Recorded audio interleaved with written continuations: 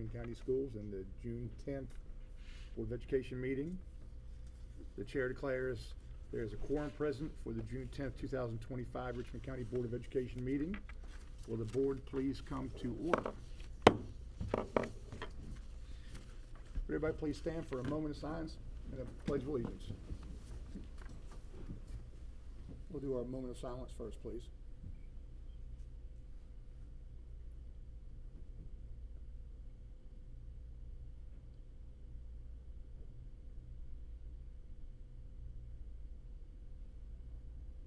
Thank you. Everybody please stand. Put your hand over your heart.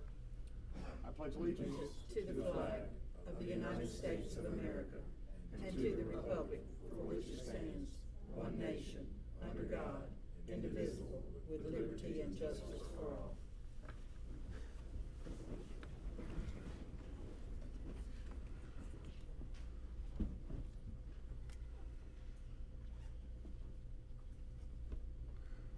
Board members, you have the minutes from our May 13th meeting in front of you. Are there any changes needed to those minutes?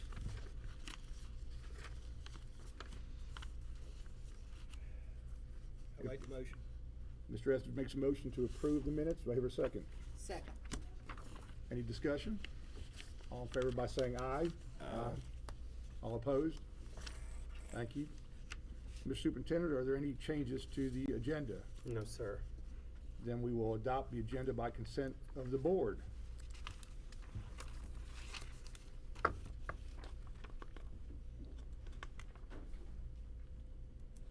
And it's Miss Whitley's time. We're going to rock and roll through this.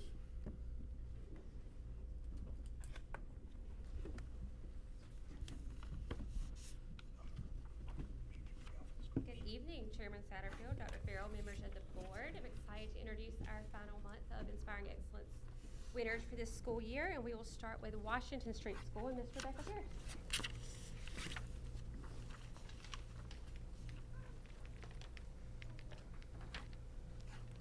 Good evening, Board Chair Satterfield, Dr. Farrell, and board members.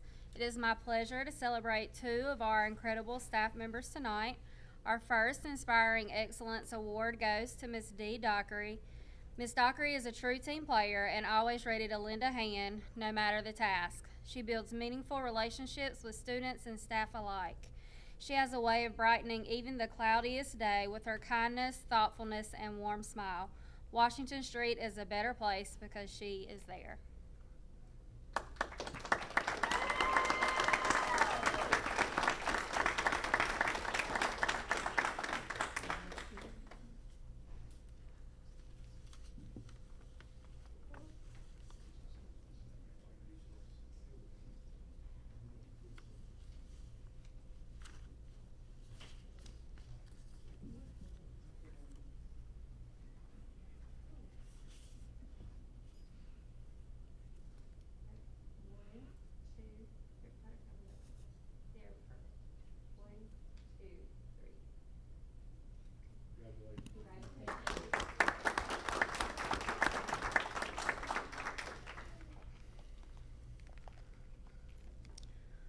Our next Inspiring Excellence Award is presented to Miss Katie Jinks. Miss Jinks has a heart for service and a natural gift for leadership.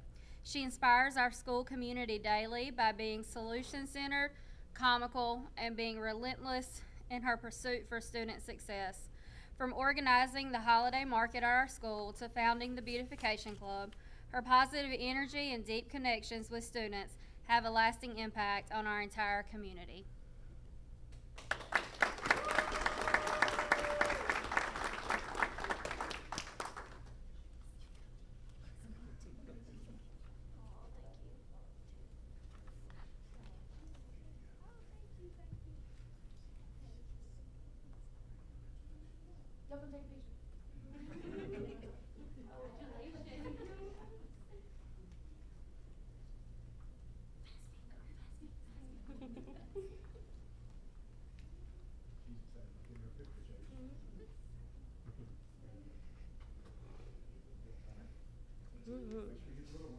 Yes.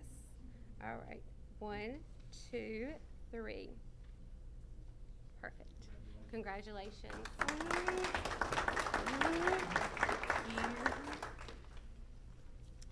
All right, and our next school is Monroe Avenue and Miss Melanie Lee.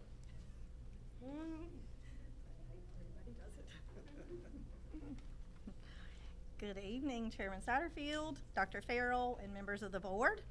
It's my pleasure to be here tonight to recognize two outstanding Monroe Avenue Elementary School employees with the Inspiring Excellence Award. When I began working at Monroe Avenue, LaToya Bird was employed as a nurse extender.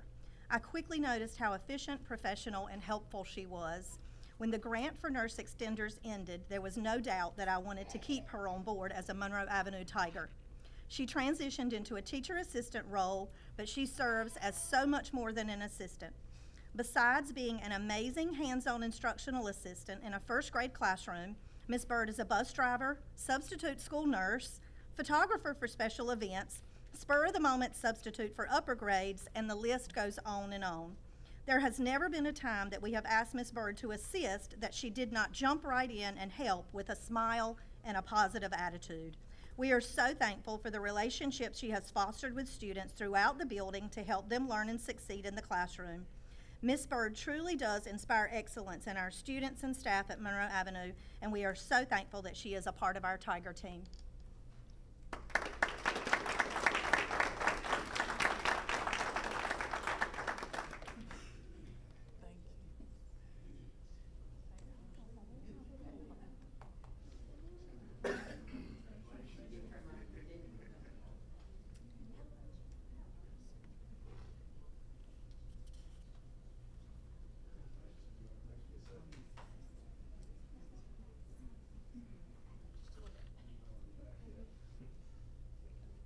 You can come on up, Tiffany. You're good. All right. 1, 2, 3.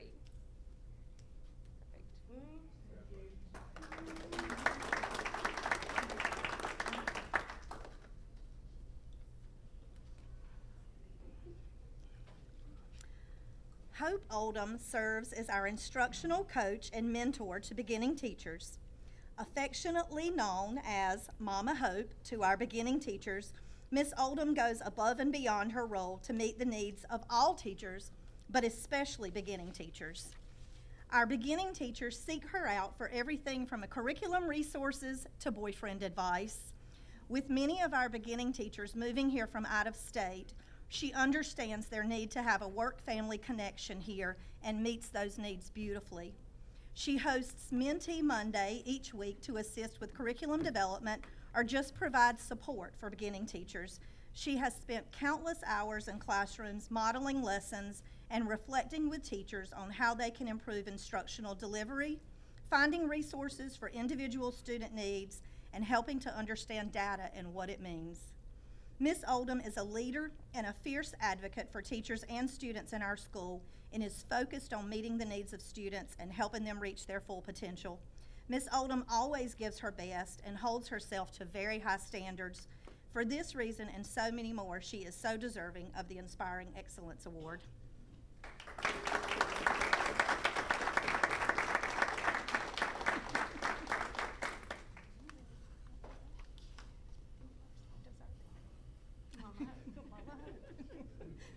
She is to all of them. Okay.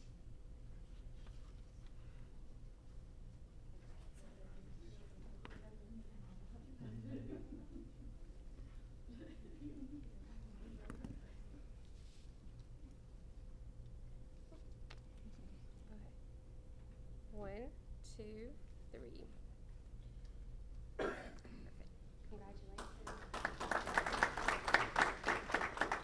Congratulations. Thank you so much. Great. And we have a very special third award tonight, and Arthur Gillum is going to come up.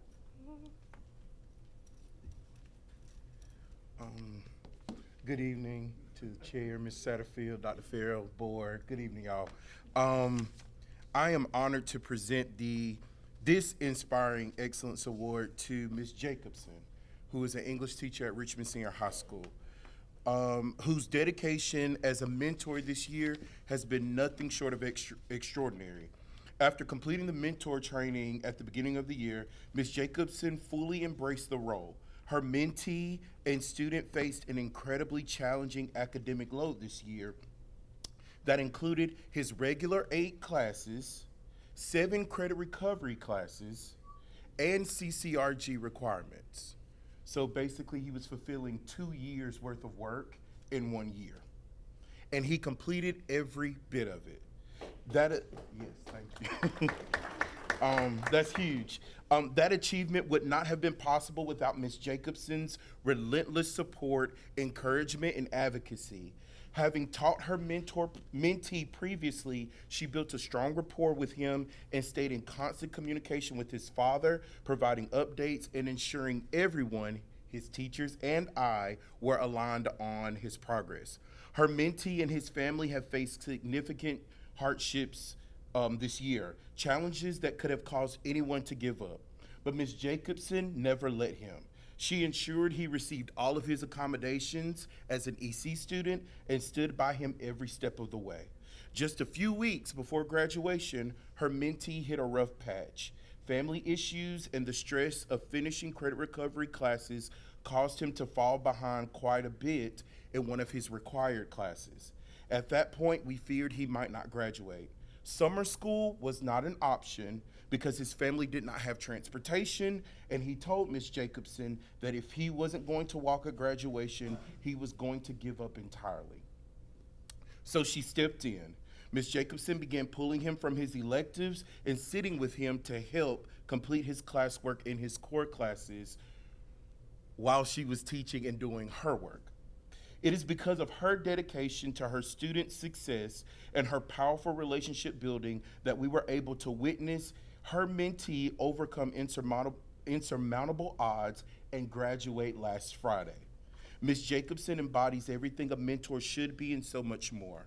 Her impact on her mentee's life is the reason we proudly honor her today with this Inspiring Excellence Award. And even though she won't be with us next year, I felt like this was so important that she be recognized for what she did this year.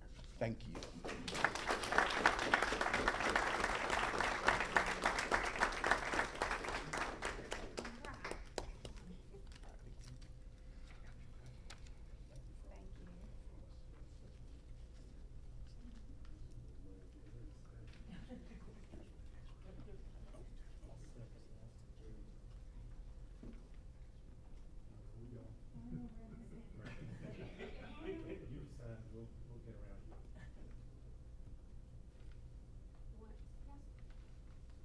This one will be your front row person. Okay, 1, 2, 3.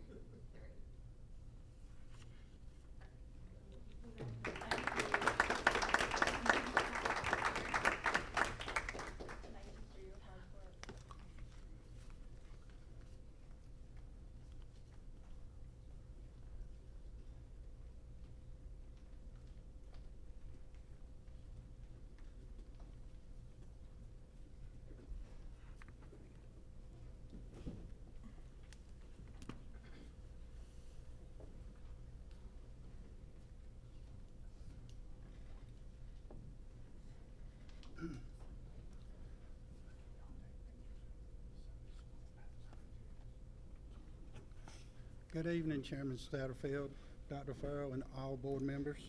I just want to take a few minutes tonight to recognize someone who quietly demonstrated a lot of compassion and leadership in a difficult situation.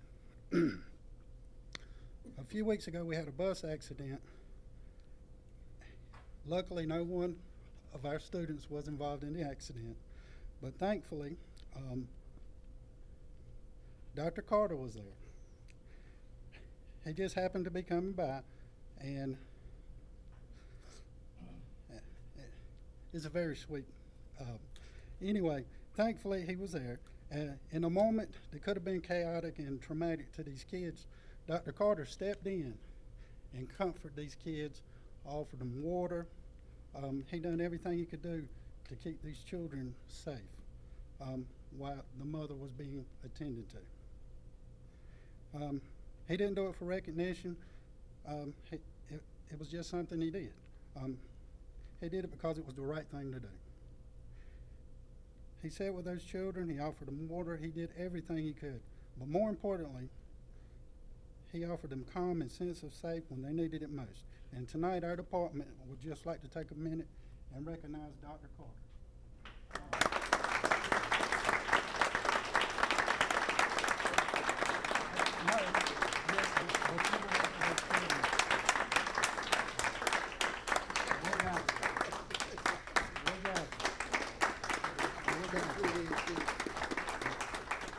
These guys, they honored me, but they don't need to honor me. They need to, these guys are the ones that were the heroes that day. I mean, That they did a picture, I great mean, job.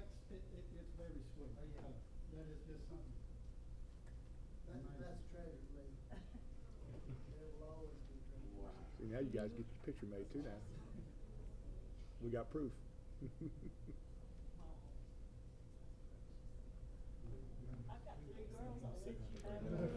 That'll make somebody cry right now. Oh, my gosh.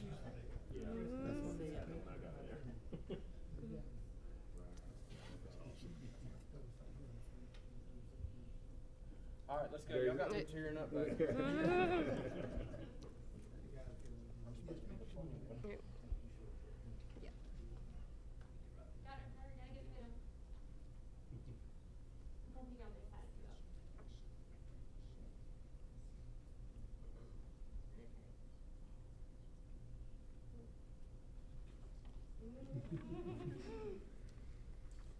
Okay, 1, 2, 3.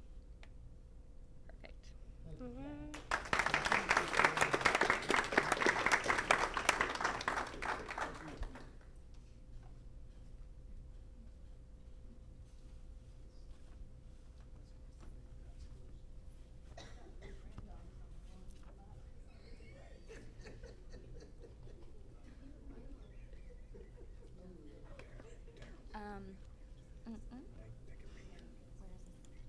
I don't need it right this second, but how do I pull it when I do? Yeah, so the next Oh, okay. recognition. You're good. Just a minute. All right, we good? All right. Good evening, Chairman Satterfield, Dr. Farrell, and members of the board.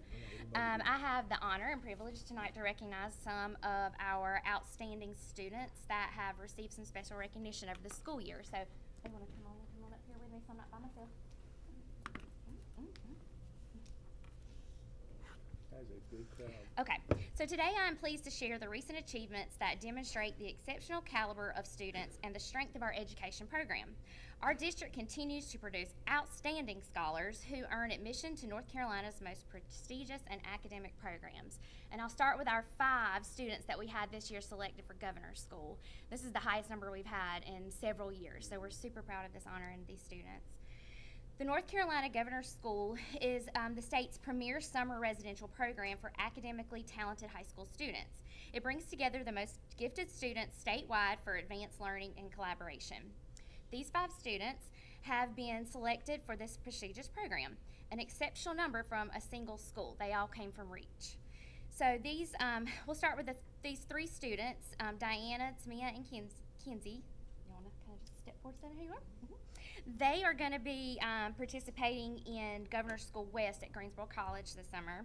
Diana's going to do visual arts, and then Tamia will do English, and so will Kinsey. So we want to recognize them and be proud of them.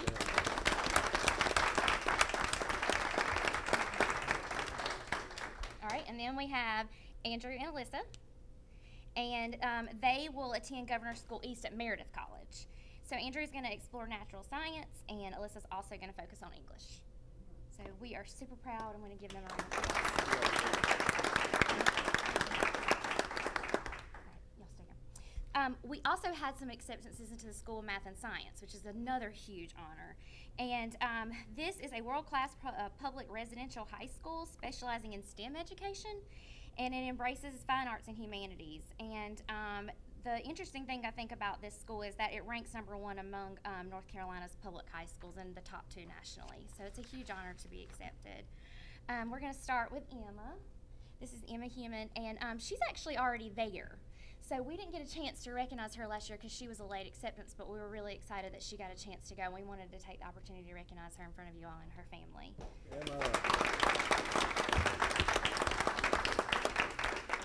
And we also have Ella Edwards, and she'll be going this year, but she's not here tonight, I don't think. And but we're proud of her accomplishment as well because she was selected from over 1,700 applicants, so that was pretty exciting. When we're looking for these achievements, showcase these exceptional talents within our district and the effectiveness of our educational approach.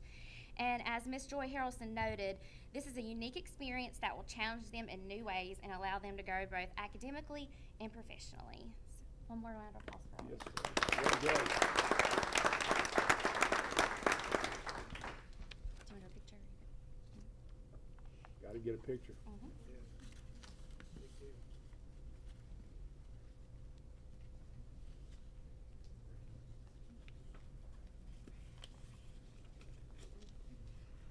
Ben,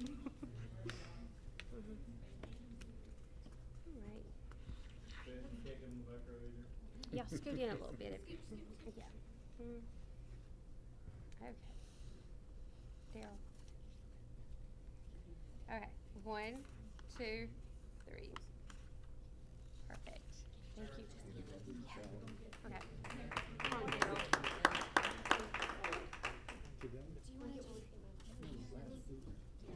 yeah, parents, y'all want to get on up there?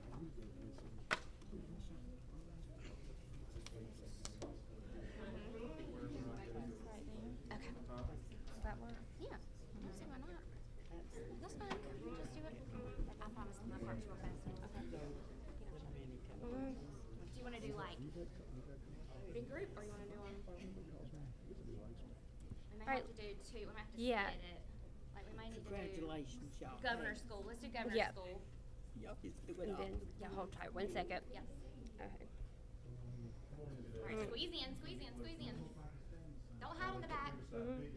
There we go. There we go. Yeah, that's a good one. Oh. Yeah, there. Okay, 1, 2, 3. Perfect. Thank you. That's nice.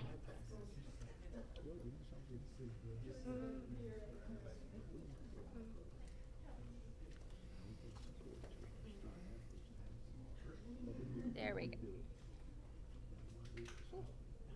1, 2, 3. Perfect. Thank you.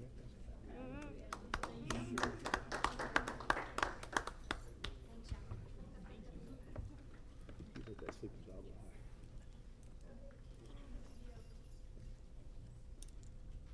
Good. It's nice when lots of people leave. Haley, I think you're up again for the AIG plan. It's me again. Okay, so it is at that time again for us to rewrite and rethink our AIG plan. And I want to first start by saying that I inherited a beautifully written plan from Nicole Pate and my specialist from from 3 years ago. So this was not the heavy lift that I was concerned it was going to be. The effort and plans that they put into it, we got very little feedback from DPI about improvements, and I hope that's going to be the same for this year too. The main work of this centers around this state legislation, and basically it requires public schools to identify and serve academically or intellectually gifted K-12 students through locally developed programs that must comply with state legislation and use the NCAIG program standards as a framework.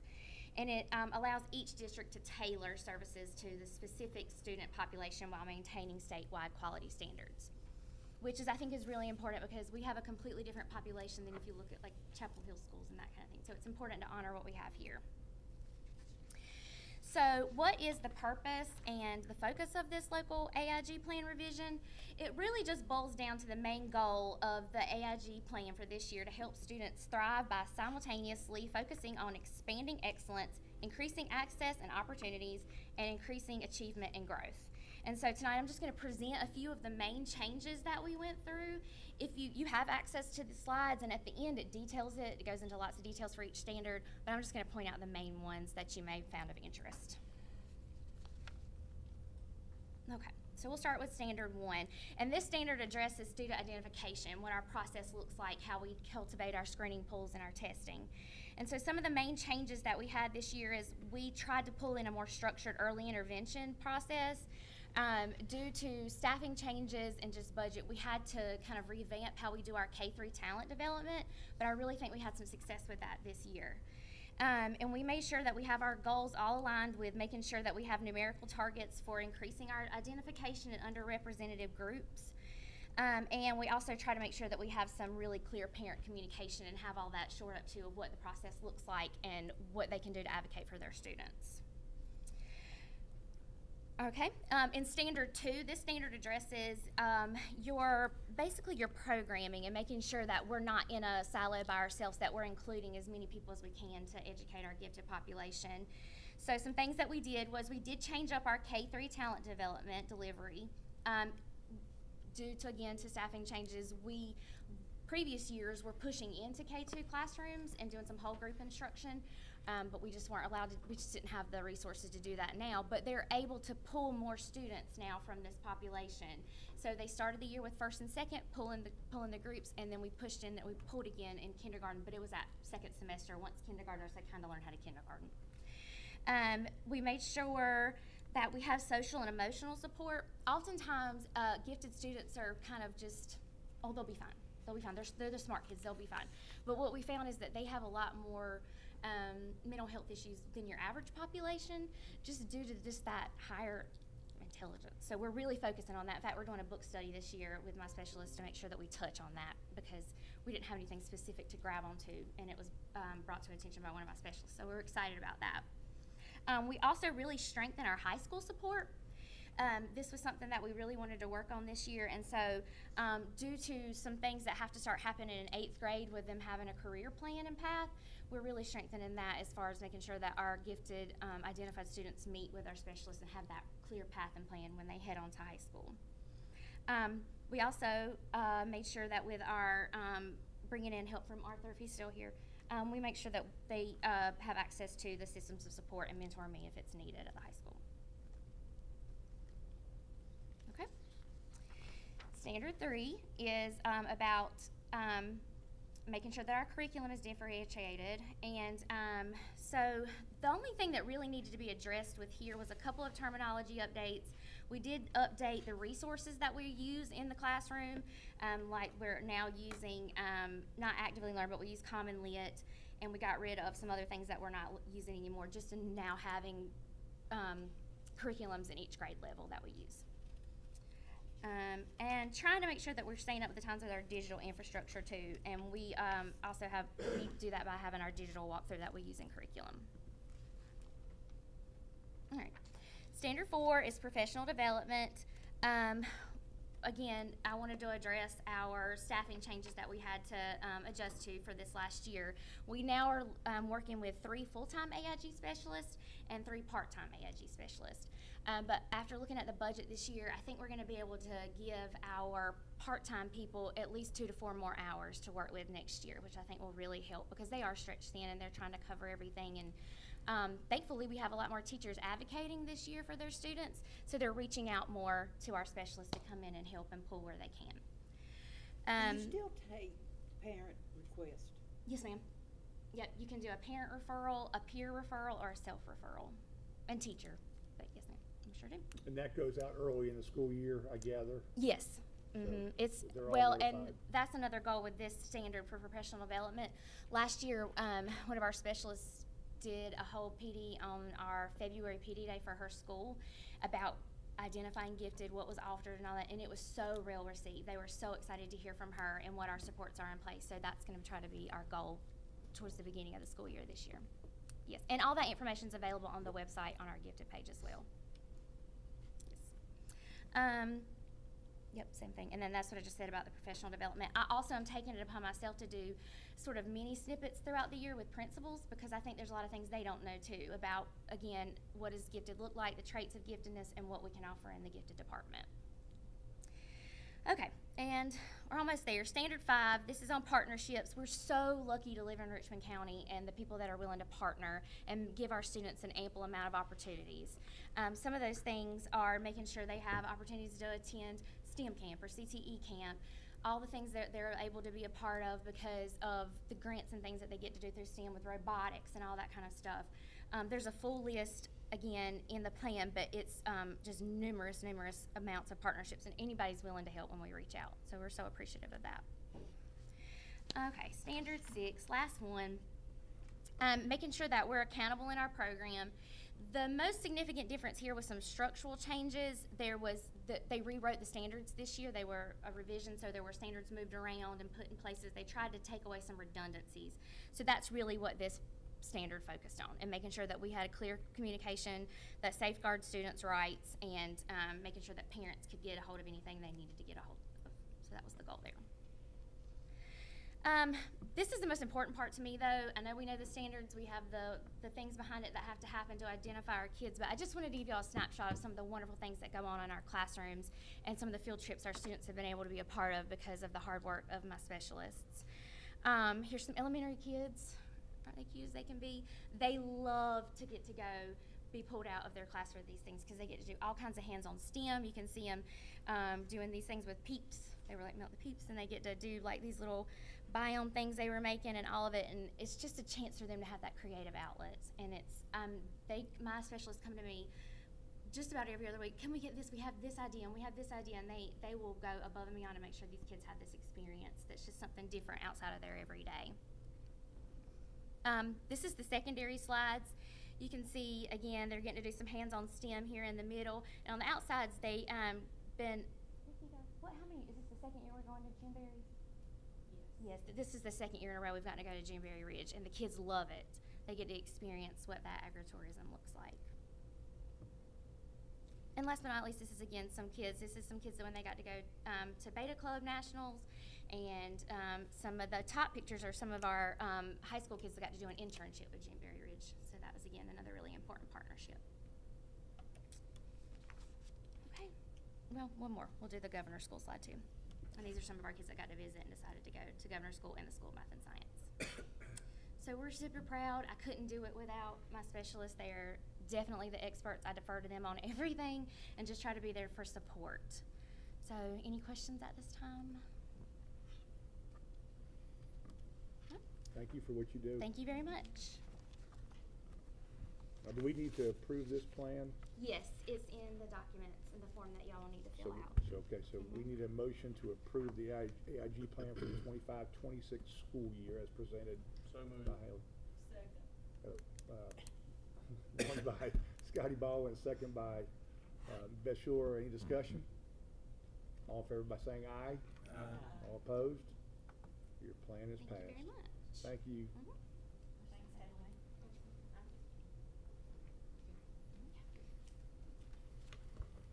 Ms. Priest, child nutrition grocery bids. Yeah, give them all a copy. I can pull it up. You don't have to. Good evening, board chair, board members, and Dr. Farrell, superintendent. Would y'all like for me to get her to pull up on? I give everybody a folder. Do y'all want her to pull it up for you, or I'm fine follow right with here. the As long as folder? you tell us what we're looking at. It's probably easier to follow by the folder.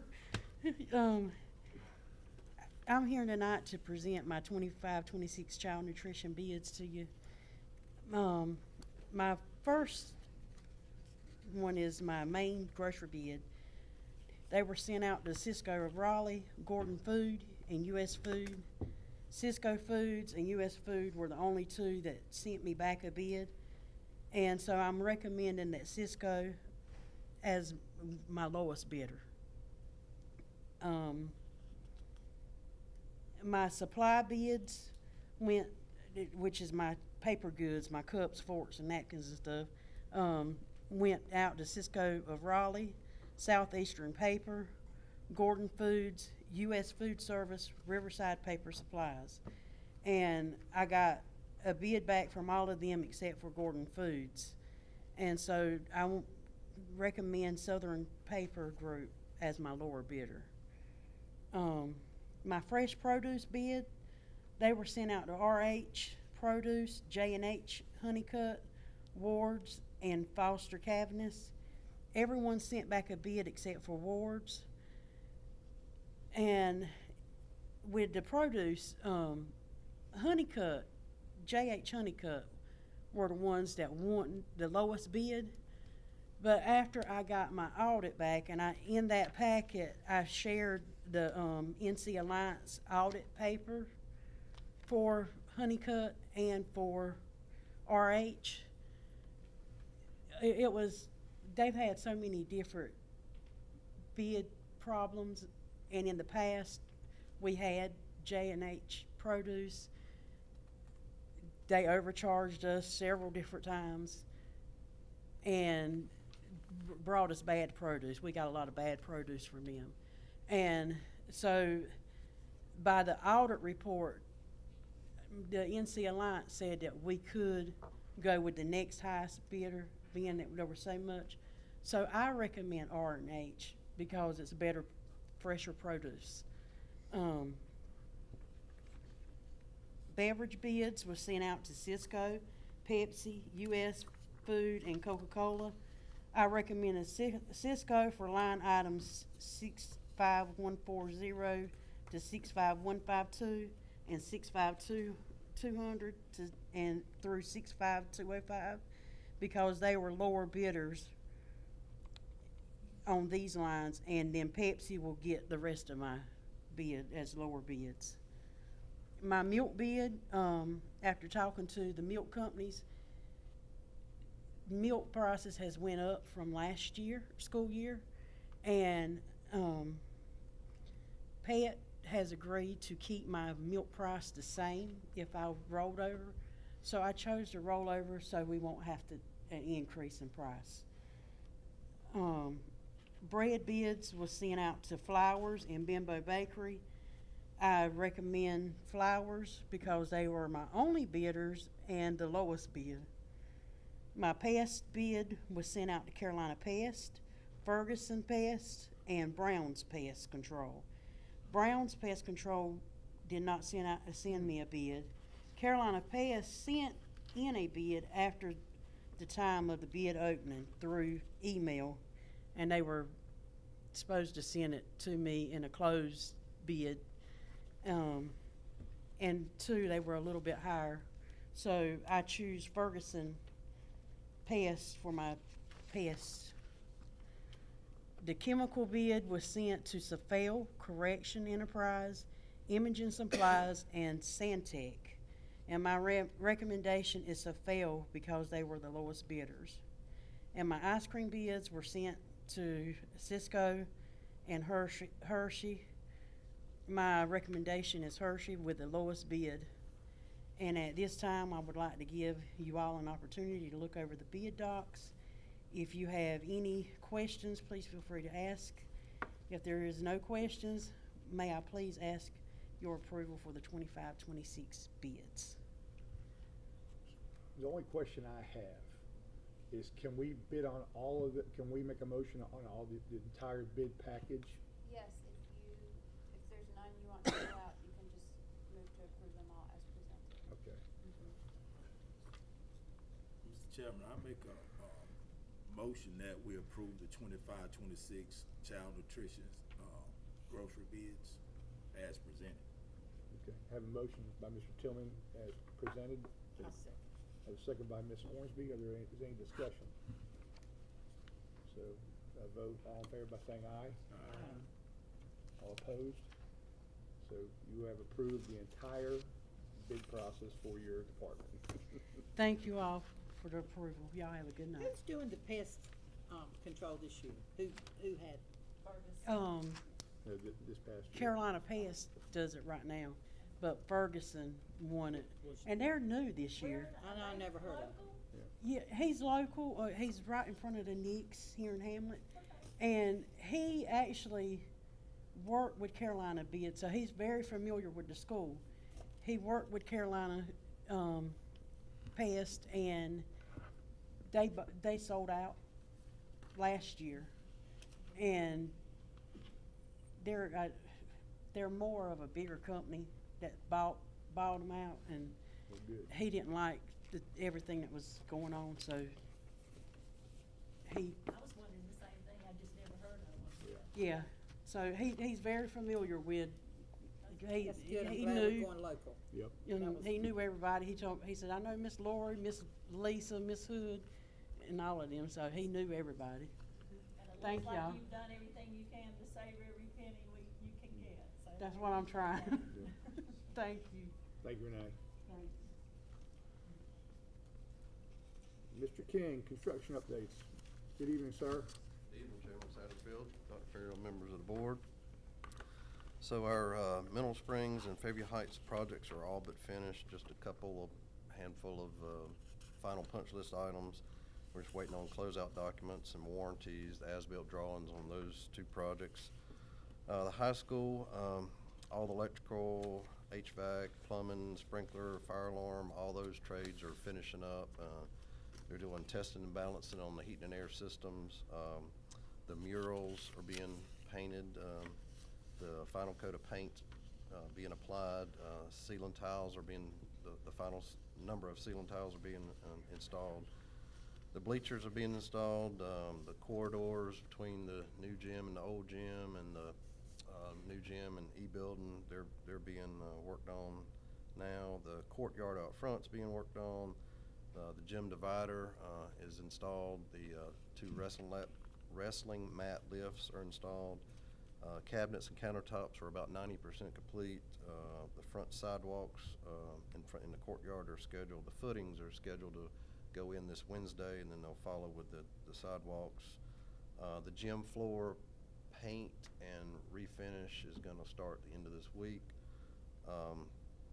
Punch list for the second floor and the alternate one space, that's the space down in the existing gym basement, that's scheduled for the 16th. First floor and the fire alarm test is scheduled for the 26th and 27th. So I do have some photos I'll show you here. Any question on any of the three construction projects? Would you say fire alarm test on June what? 26th and 27th. So we'll have to We're getting close, aren't we? Sir? When you get the fire alarm test and the punch list. True, yeah. getting So close. the engineers will be there, myself, contractors, the building inspector. We have to test all new devices and 10% of the existing devices in the school. So that'll take at least a day. We've scheduled 2 days for that, just in case we run into problems. Steve, when I was principal out there ages ago, I don't know if y'all know this, Jerry would know this, and Darryl would know this. There were 2 different fire alarm systems, meaning pull downs. So we had keys for, it was crazy. I gather they still have that out there somewhat. They do. But is the new fire alarm, is it something similar to what one of the choices they have at the existing school? Yes, the new and the existing will be integrated, and you'll be able to control everything from the front office. Same key or different key? Same key. Wow. They're going to integrate the two, the new panel and the old Making panel. strides. Stephen, the punch list items between Mineral Springs and Fairview Heights, is that on par for what the time frame it would normally take? Yeah, Seems like just- this stuff's been hanging out for a while. Yeah, I agree. I was up at Mineral Springs today, and just some of the grading around some of the storm inlets still, to me, are not what they need to be, and we'll keep going back and forth with them. They'll come back and do a little something, and I'm just not satisfied, so I'll leave it on the punch list. So it's more or less, some of it's new discoveries, it's not stuff that's been hanging out there for months? That's correct, yeah. Gotcha. Any questions? All right, just to show you a couple of the photos. This is the front of the new existing gym. You can see they're grading out the sidewalk. They're gonna put a footing in. That lower level, it kind of goes from that blue ladder down past the green box. That'll be a seat wall. So there's a footing there, and there'll be a seat wall, and it's backlit. So you have an upper level and a lower level. There'll be some stairs right there behind the ladder, the blue ladder. That's another view from it, looking back towards the existing gym. Canopy is in. They got to put the defus or the on the bottom side of where that yellow material is. It's like a stucco type product. Just another view, that same shot. So sidewalks will be going in, that seat wall, grading, seating.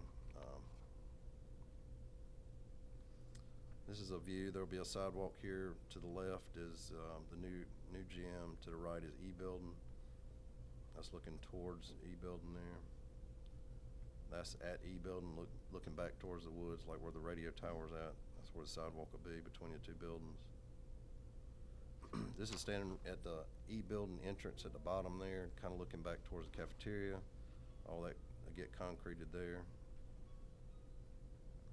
This is behind the new gym where a sidewalk goes around. They've done the final grading, putting some topsoil and sod in there. That's straight ahead and to your left. That's the back door to the existing gym. But they keep that watered, because it does look nice right now, Yeah. the grass. Canopy, there's two canopies, one on this corner and one on the back far corner of the new gyms are being installed. First floor, that's the riser room for the fire alarm, or the fire, the sprinkler system. That's going to be the laundry room. The washers or dryers will be delivered on the 17th, so there'll be gas dryers, electrical room. That's equipment storage room, right off the gym for, you know, whatever type of athletic equipment we may have. That's a janitor's closet, backflow preventer, IDF room, technology. That's their equipment. This is a typical classroom on the. This is the only classroom on the first floor. This is in the gym lobby. So see the guy installing the mural there. He's standing on there'll be a seat, a bench there, and then the 3 doors going into the gym. This is looking at the concession stand, looking in through there. You can see the mural or the stained concrete Raider diamond on the floor there in the polished concrete. That's just a close-up of the concession stand. There'll be rolling. Pretty, I like that. Yeah, there'll be rolling doors that come down and close that off. They have not been installed yet. That's inside looking out of the concession stand, so you got open shelving cabinets there. The opposite side of that, there's a little hand sink. There'll be an ice maker to the right there in that corner. Just a picture in the gym. All the 6 basketball goals have been installed. That bar hanging in the ceiling at the far end there, that's the wrestling mat lift. It'll come down. You can load the mats and raise them. There's one of those on each end. So each lift will hold, I think it's 7 wrestling mats. So there'll be enough for 2 events. And in the middle, there'll be a divider that comes all the way down to the floor to divide the gym in 2 spaces. You can see the bleachers being installed.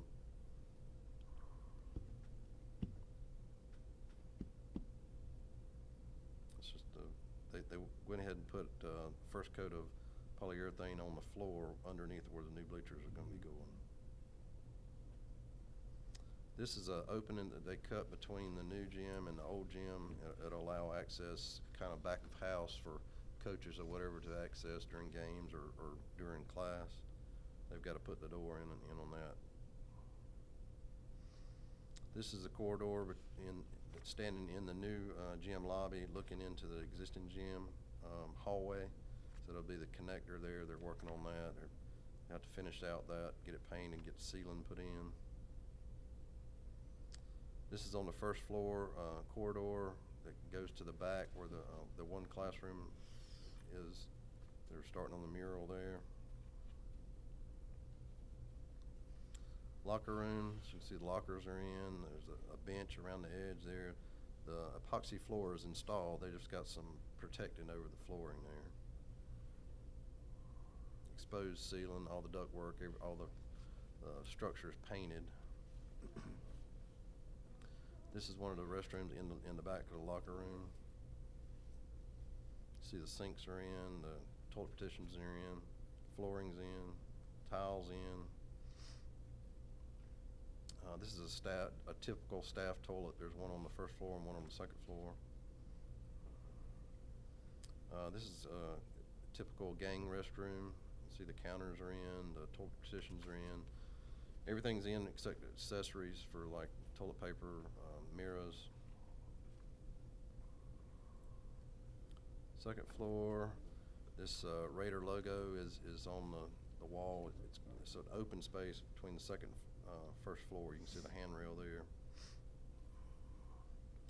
Just a view looking over down in the gym from the balcony on the second floor.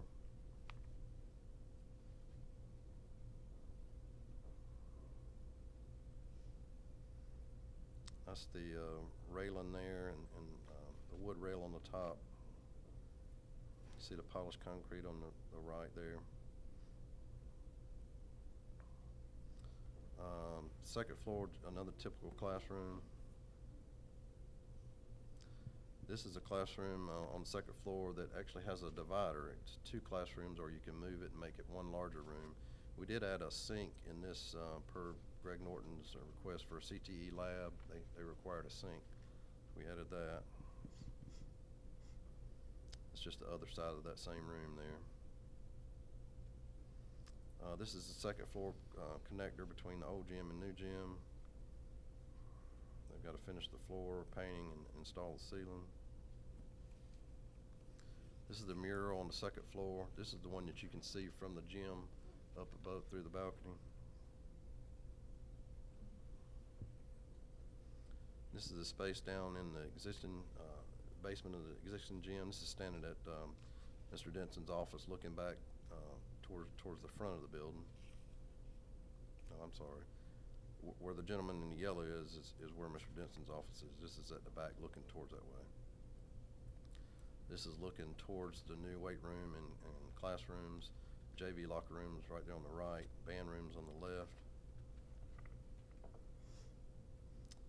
This is the new girls' restroom down there, right outside of Coach Denson's office. There was an existing men's restroom, and we added the women's restroom. So they got to finish the ceiling, put accessories in.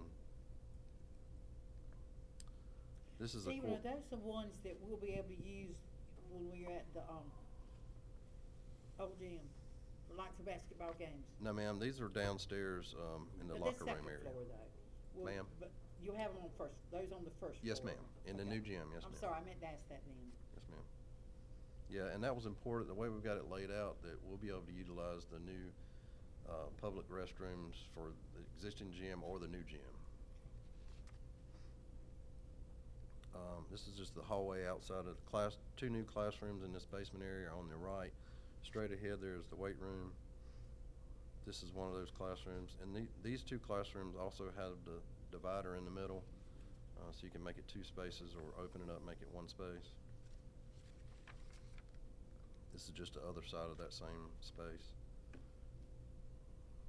And then this is the weight room. So we've got the mirrors left to put in there. We did get, I met with the building inspector last Friday to get permission to let Mr. Denson start using this. They actually started today, weight training. So we weren't complete with all the inspections, but you know, we worked out a plan, and he was agreeable to let us use that space. Any questions on that? Just the big one. Do we expect to have a certificate of occupancy before the 25-26 school year starts? Yes. Now, I wouldn't want to at this time give a specific date, but yes, I don't see any reason why we can't have that before school. Now, you know, it's going to be a big push to get things moved and set up and all, but we're and that's what I was going to move into is, you know, we're moving teachers and rooms within the high school. Some are just relocating in there. We're moving the James building to the 9th grade academy this summer. We're moving the 9th grade academy to the high school. So 2 weeks ago we gave out boxes and packing supplies and all that. So teachers started with all that. So we, Dr. Carter put a thing together to advertise for employees to sign up to work a week in July. I think it's the 21st through the 24th. So with our team and some of those employees, you know, it's going to be a very busy summer, but I don't see any reason why we can't do it. We just have to, you know, we can't move until they get the CO, but we can do all the moving. We can do the James building move. We can do the moving within the existing building. We can do all the moving we can, and then we'll just have to occupy the newest space last. Did you have a lot of people sign up, employees sign up to help move? We only 16 plus His main staff. Trying to keep it reasonable. Get too many people, start stepping over each other. Any questions on this? No, hey, I Did- see progress. Yeah. I like it. We haven't seen progress in a while, so kudos. I did want to give a quick update. So the Rockingham Middle School roofing project is wrapping up. They're doing trim work now, so that's coming along. We're going to be installing a new playground at Middle Springs this summer. Miss May, you've got a grant up there for that. We're doing a lot of exterior painting at the high school. That should start in the next week or so. The Jumbotron is to be delivered the 16th. We got the site visits with Mosley at LJ Bell and Fairview Heights on the 23rd. The washers and dryers for that laundry room in the new gym will be delivered on the 17th. The new classrooms, 3 new classrooms in the media center, one in the back part of the existing gym, a new guidance office, some work in a room in E101 that's going to be a new art room. All the materials were delivered Friday and work started Monday, so they're framing up those walls. All that's going on now. So last week we had a bid opening for the baseball project, baseball field renovation project. Unfortunately, we only received 1 bid, so we were not able to open those bids. So we put it back out for bid, and Thursday we're having a rebid for it. So it's my understanding we only have to have 1 bid on the rebid. So hopefully we'll get a good number on that. Also, the running track, we bid it a few weeks ago, and it came in significantly higher than what we were anticipating. So I talked to our attorney, and we've contacted the lowest bidder. We only had 2 people to bid. So we contacted the lowest bidder, and we're going to meet Thursday as well at the track and just try to talk through some things and maybe clarify some things and see if we can negotiate a better price with them. And if not, we may have to go back and change the scope of work, lessen that sum, and put it out, back out for bid. Any questions? Just one. I know as we look down the road, we're taking next year to paint and get the 9th grade academy ready for, I guess, Monroe Avenue. When will you start that process of finding out who's going to paint, and when are you going to do all that, Steve? I know you got so many moving parts right now, but Yeah. we don't want to get too far gone before. I agree. Yeah. I mean, there's a lot to be done. There's signage and playgrounds and fencing, sidewalks, painting. We got to do some plumbing work. Change some fixtures, change some cabinets. So just as soon as these projects kick off, I would say, I'll move on to doing that. We're working on our process to get somebody to help me kind of manage the projects as they get going, and let me move on to looking at focusing on getting the next projects scheduled and lined up. So Because that would be sometime around September, wouldn't you think? yes, sir. Yeah, I mean, I don't want to wait because some things are long lead time items, Oh, I and know. it'll be here before you know it for sure. Yep. A lot of moving parts. Stephen, with the track, I know we had thought about trying to have it done by, I guess, sometime this summer. So I guess we're going to be off, or you saying we're going to be off schedule from what we originally had planned? Yes, sir. I think at this point, not knowing that we even have somebody that we can go with, it's an unknown. So, I mean, we ideally would have already been under contract with somebody, but I mean, we're doing the best we can. Any more questions? It's looking good, and I'm sorry I missed the tour. I still want a tour because I have several questions that I'm sure everybody else doesn't have, but Sure. Let me know anytime. yeah, I got to get to that weight room. The weight room, okay. All right. Well, wait till we get the mirror. Raider students is calling me. Yeah, wait till we get the mirrors in there and it'll Oh, really God. look bigger. Okay, I'll wait. All right, thank you. Thank you, Stephen. Can we take a 2 or 3 minute break right now? Take care of some business. Sorry, Tracy. I know you want to get it over with, don't you?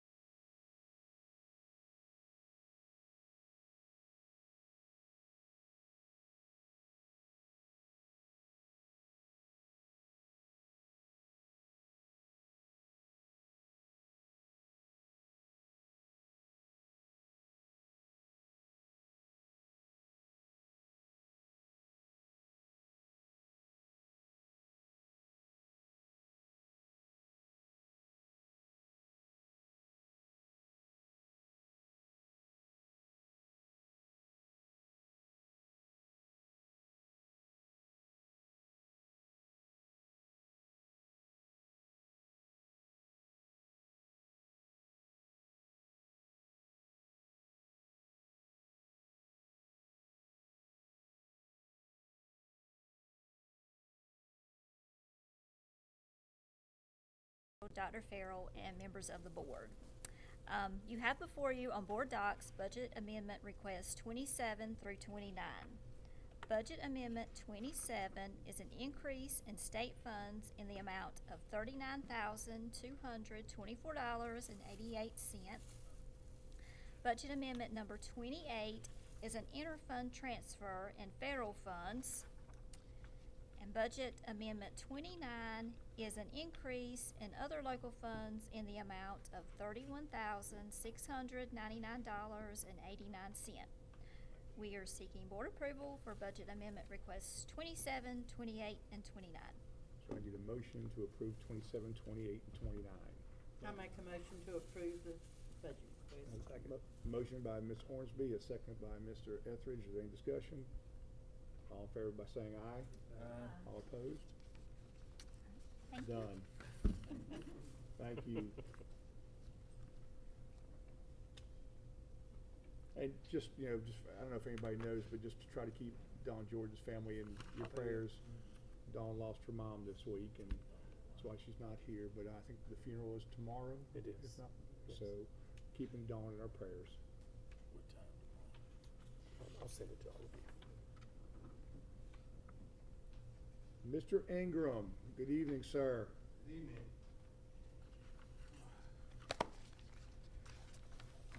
Chairman Satterfield, Dr. Farrell, members of the board, board docs, you have a list of policies presented last month for review. This being the conclusion of the 30-day review period, I would like to present the policy for adoption of 1700, governing principle, removal of barriers, 1710, 4020, 7230, discrimination and harassment prohibited by federal law, 1720, 4030, 7235, Title 9, non-discrimination on the basis of sex, 1725, 4035, 7236, Title 9, sexual harassment, prohibited conduct and reporting process, 1726, 4036, 7237, Title 9, sexual harassment grievance process, 1742, 5060, responding to complaints, and 4329, 7311, bullying and harassing behavior prohibited.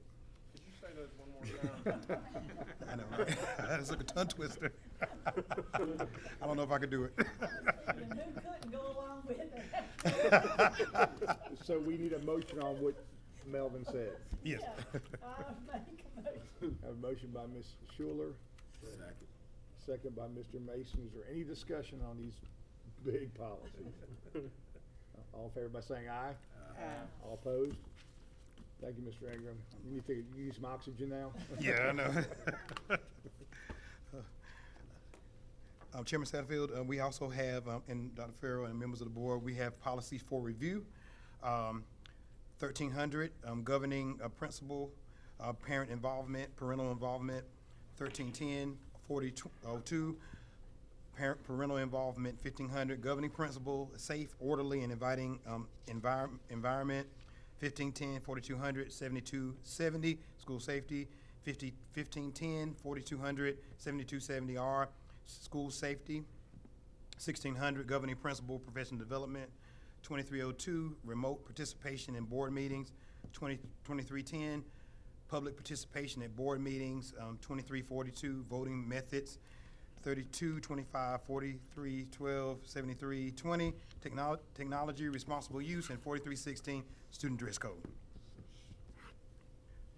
And they're in board docs, and you have the list of the policies, and just want you to review them for 30 days. And also the field trips are in board docs. Mr. Chair, if I may. Yep. May I speak to policy 2302, which is remote participation in board meetings? Yep. This policy, I think you know, we changed probably in February because the Court of Appeals had held that you couldn't have a quorum remotely and you had to have people in person. Well, recently the Supreme Court has undone that, the North Carolina Supreme Court. They did it in sort of a technical way, just saying we declare that null and void without issuing any new ruling. So we could go back to the old system where you are allowed to meet remotely or to meet virtually. And which was the standard before. I mean, the open meetings law has always said that the majority of the board may gather through electronic means and have a meeting.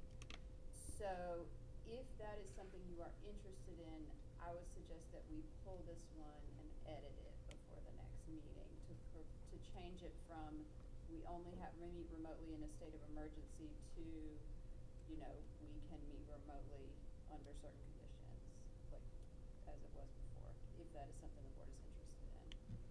It sometimes is handy if you just need to like last minute approve a paving contract or something and people need to join remotely. So let me ask you this, on the, under H subsection B where it goes to, well, it's number 9, all votes will be taken by roll call. Does that mean if one person is meeting remotely, that the entire board is by roll call then? If that person is gonna be voting, yes. Okay. Yes. At a minimum, we need that person not to just say aye with everyone else, but to like say their name and say their vote. Okay. So that person is the only one that says their name. So we don't have a great rule about that because the law sort of thinks either you're having a remote meeting or an in-person meeting. But I think the purpose of that was so that you could identify the votes because it's hard to hear them if you're remote. So I think if everyone else is here, you don't have a concern, but you should have that person State their name. state their name separately so that Understood. we can Thank catch you. it. Does anybody have a feeling one way or the other about remote participation? This is more or less speaking to a quorum remotely, not an individual, right? Right, so the way it reads now, you have to have a quorum in person in order to have a vote or to have a meeting. And because the decision was that you couldn't count someone who's on remote as for a quorum, we weren't counting their votes either. But it is now clear that you don't have to be that strict about it, that someone could vote remotely. It's still the same rule we've had, which is like, you have to be able to be heard by everyone. You have to be able to hear everyone. But you could have a meeting where your quorum was remote. Okay. I guess me, I just kinda like to look at the old policy, our old policy and compare it with, this new policy, so I can give you some feedback then, Yeah. at next month's meeting. I don't like the idea, unless we're under a state of emergency by the governor, that we can have a quorum by virtual. I think we need to be present. Now, if one or two of us have to be gone, I don't have a problem with that, and they want to join virtually, because everybody has their own day-to-day operations they have to fulfill. But if we don't, I think we need to have at least 4 here. We've never had a situation like that, not saying that we can't. But I mean. Because if we do the policy, then we have to abide by the policy if that would ever to happen. But that's the only thing, again, everybody But has I their own don't think thing. it would, I'm like Ron, I think we need to compare. Yep. Okay, So bring the former version and do like a side-by-side. can you do that for us, Eva? So once if this is amended to suit what we're talking about now, can we forego the 30-day review if we all sit here and agree next month that we like it? Yes, you could make a motion to waive the 30-day review. Okay. Yeah, because that's not the policy, that's right, yeah. Right. Okay. Any other questions on that?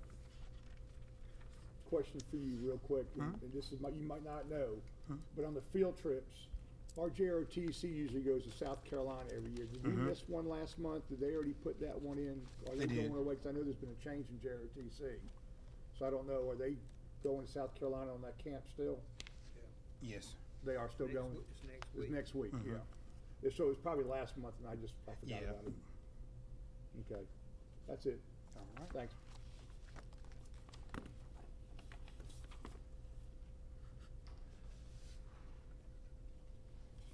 So, Ms. Dubison, you are up. Yes, sir. Board members, you have in front of you and on board docs a draft resolution of the board related to the ESSER funding.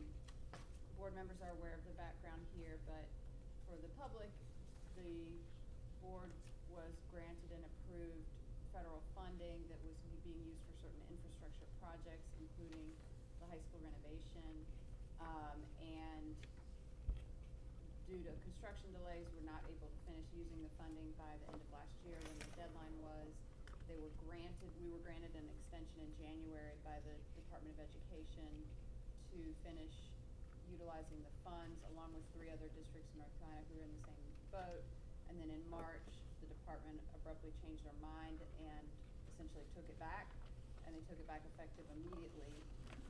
And so even though the school system was almost finished with the projects, there was still about 1.3 million that we were expecting that was sort of unexpectedly pulled back without notice. And so we have filed an appeal in a couple of different manners, but the purpose of this is merely to have a written expression from the board and a written request from the board that can then go to our elected officials to assist them in advocating for you. And I will note that Congressman Mark Harris and another congressman from North Carolina have already written a letter on behalf of Richmond and 3 other districts and sent it to the Department of Education Secretary, so that's great.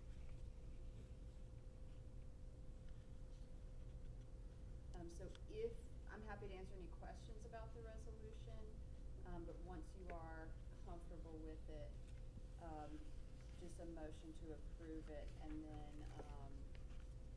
we'll have it signed by the chair and the superintendent and distribute it to these folks. Has Josh Stein, the new governor, has he weighed in on this at all? I don't think there's been any sort of public statement, but the Attorney General's office has been assisting us in the appeals and in preparing for any further appeals we might need. And they also encourage this because if our legislators are supportive, that can help them to help us. Yeah. Well, definitely, definitely we need to do this, without a doubt. Thank you for the work that you put in on this. So we need a motion to adopt this resolution. So moved. Yes, I'll second that. A motion by Mr. Baldwin, second by Mr. Tillman. Is there any further discussion about the resolution? All in favor by saying aye. Aye. All opposed? So Eva, the resolution is adopted. Thank you. Comments from board members? Well, I had the opportunity to go to Mineral Springs to speak to 4 different kindergarten classes in my buckskin outfit that I probably made 30 years ago out of 8 deer hides that I had harvested instead of saying the word killed. And it's neat to be able to take antlers and turtle shells and hog heads and all that kind of stuff and carry on a conversation with kids. It was real good.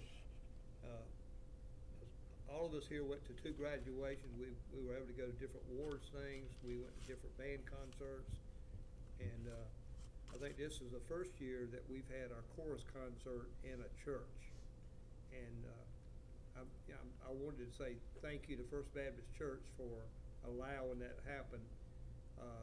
And because we had a pretty packed house there at the church for that. And they also were kind enough to make refreshments for everybody that came. So I just think it's a real good thing. It might be something that we want to start doing in the future with the cost of some of the things that we have to pay for using a facility. Thank you, Jerry. If I could, Mr. Chair, I just want to kind of share a few things. I know, like many of us, we went to a lot of end-of-year activities. But a couple things that stood out to me with the events that we went to, Special Olympics. I kind of helped and assisted with that. I was really impressed. Exceptional Education Department, or Children's Department did an awesome job with that. Also, the Reach graduation, thought it was really, really really good. Have some special kids. Yeah, as you all know, I did attend a memorial service, Memorial Day program at Dobbin Heights, and we had a speaker from our JRTC department. What's his name? Sergeant Major Derek Chambers was this guest speaker, and he did a great job speaking at that event. And then Ashley Chapel, the graduation, something that stuck with me was with Miss Robinson talked about, although it was a small class, 12 kids, but she so delicately talked about the number 12 and the significance of it. That just stuck with me, you know what I'm saying? And I just thought she did a great job with summarizing those kids and the graduates that they had there. And then just with the graduation, you had a large graduation class at Richmond. I just want to say, I think it was like 447 that graduated. Just thank you to all the folks that worked behind the scenes to make sure that night was successful. And I know a lot of hard work goes into that, and so just kind of wanted to kind of give kudos to those folks. And then lastly, I just want to make a suggestion because I've had something for the board to consider. I had a couple people reach out to me with community centers. I know, is there any way, kind of like what we did with the NAACP, where we went to a couple of their meetings and kind of talked about the state of the school system and just trying to work on continue to build relationships.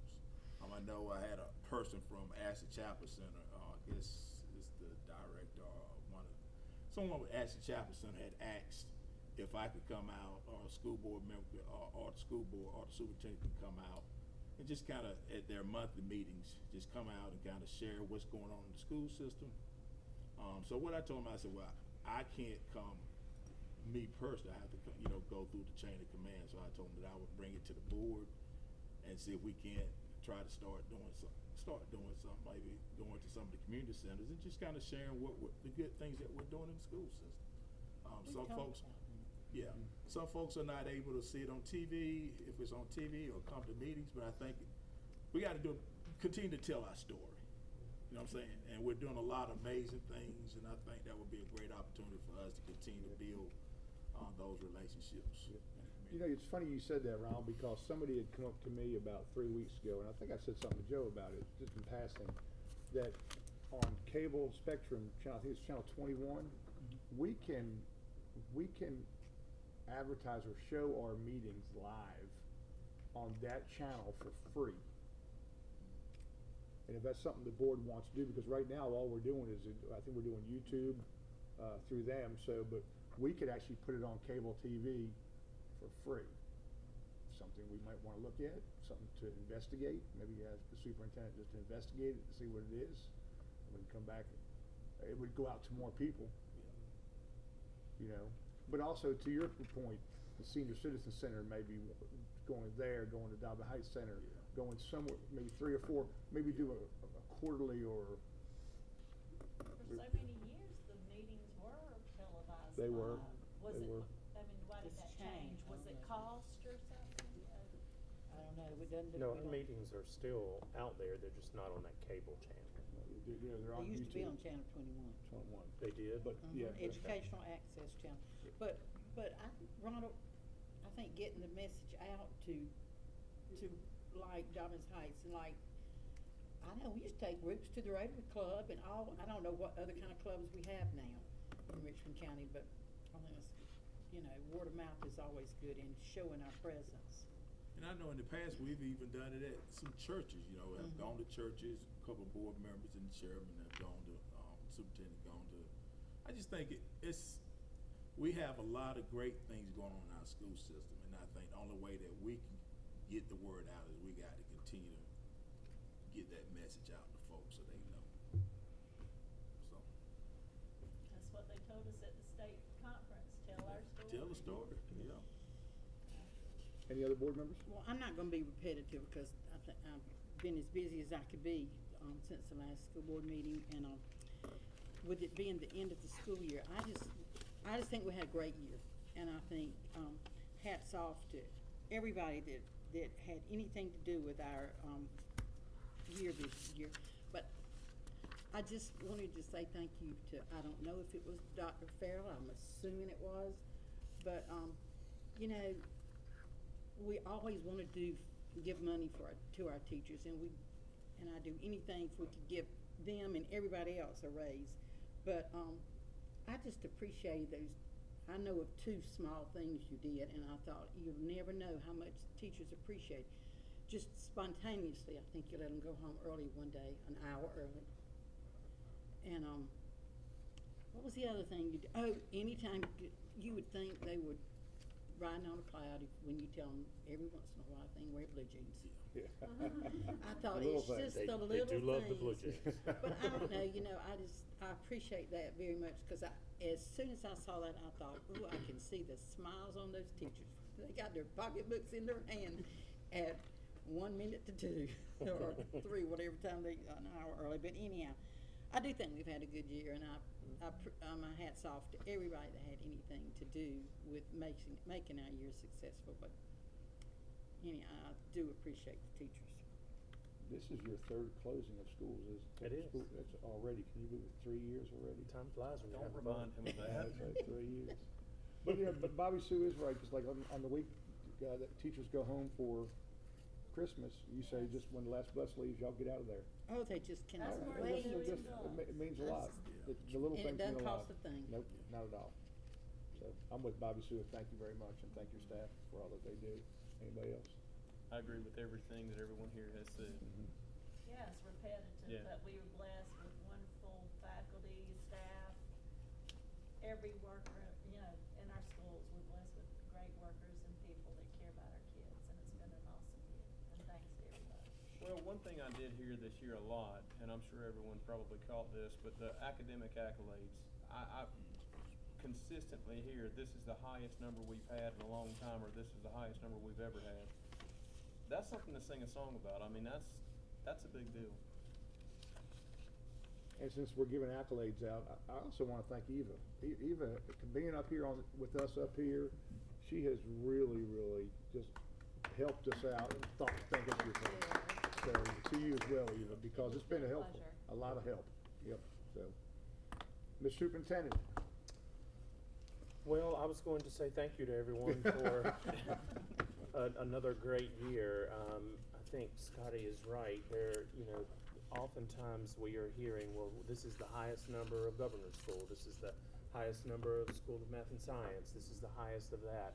And I think that I would not be able to speak intelligently about this, but I think that what Dr. Smith will be sharing with us at some point is that we continue to grow in academics in a lot of areas. So I'm hoping for some really good news where that is concerned. Student achievement and all that as the school year comes to a close. And you know, it takes everyone, and so I'm just grateful for the opportunity to work alongside these folks, and you know, all of them out in our schools, here at the central office. We have a really good team, so thank you all for that. And then I just wanted to remind you all that summer hours start June 20th and will be closed on Fridays for a little while. I bet you're happy about that. I am a little happy about that, yeah. 3-day weekends are a beautiful thing.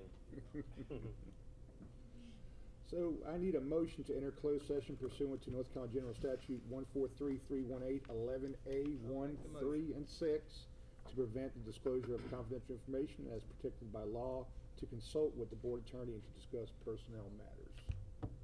Motion. Motion by Mr. Etheridge, second. Second. By Ms. Ormsby. Discussion. All in favor by saying aye. Aye. All opposed? We are now in closed session. And we are now going to get some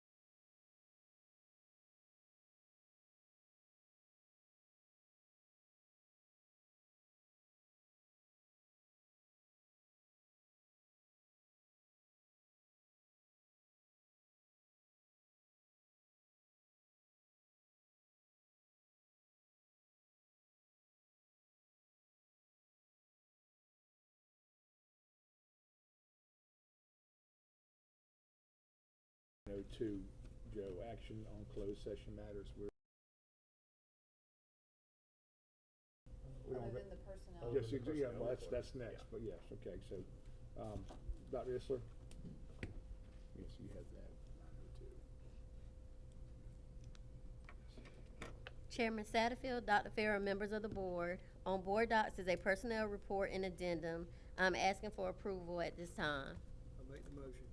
Motion by Mr. Etheridge to approve this month's personnel report. Do I have a second? Second. Second by Mr. Baldwin. Any discussion? Mr. Chairman, I'm gonna have to abstain. Yeah. Abstaining for Mr. Tillman. Anybody else? All in favor by saying aye? Aye. All opposed? So we had 6 ayes and 1 abstain. Thank you. Thank you. Anything else for the good of the cause, folks? Y'all have I need a motion to adjourn. So moved. I second. 1 by Baldwin, 2 by Ormsby. Y'all have a great night. Thank you. Now, we're not